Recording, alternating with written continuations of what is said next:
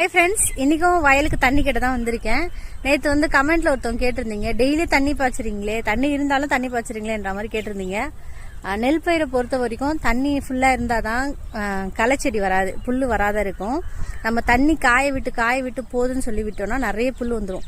அதுக்காக வந்து தண்ணி லெவல் வந்து அப்படியே ஒரு எப்படி சொல்கிறது, ஒரு 50% மெயின்டைன் பண்ணிகிட்டே இருக்கணும் ஃபுல்லாக. அந்த இப்போது இது இருக்குது பார்த்தீங்களா, இந்த நாற்று இருக்குது, இந்த அளவுக்கு வந்து தண்ணி கட்டணும். ஃபுல்லாக ரொம்ப முழுகிடக்கூடாது. இந்த அளவுக்கு தண்ணி கட்டிகிட்டே இருந்தோன்னா புல் வந்து வராது. இப்பயே பார்த்தீங்கன்னா புல் வர ஆரம்பிச்சிருச்சு,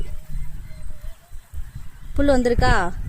அதே இந்த பக்கம் வயலில் பாருங்கள், இந்த லெவல் மெயின்டைன் பண்ணணும்.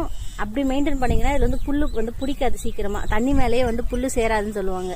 இதில் பார்த்தீங்கன்னா புல்லே இல்லை, அப்படியே சும்மா வந்து கையை வச்சு கலக்கி விட்டுட்டே போயிட்டோன்னா நம்மளுக்கு வந்து களை வந்து அதிகமாக வராது. அதுக்காக தான் நெல் பயிரை பொறுத்த வரைக்கும் நம்ம வந்து தண்ணி கட்டிகிட்டே இருக்கணும்.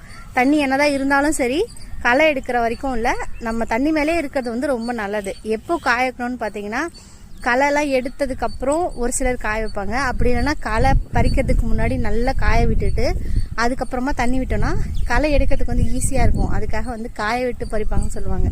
நாங்கள் என்ன பண்ணுவோம்னு பார்த்தீங்கன்னா, களை எடுத்துட்டு அதுக்கப்புறம் காய வைப்போம். அப்படி காய வைக்கும் போது தூர் வந்து நல்லா வைக்கணும்னு சொல்லுவாங்க. ஒரு 3 நாள் 4 நாள் நல்லா ட்ரை ஆகிட்டு அதுக்கப்புறம் தண்ணி விட்டோன்னா நல்லா தூர் வைக்கும் அப்படின்னு சொல்லுவாங்க.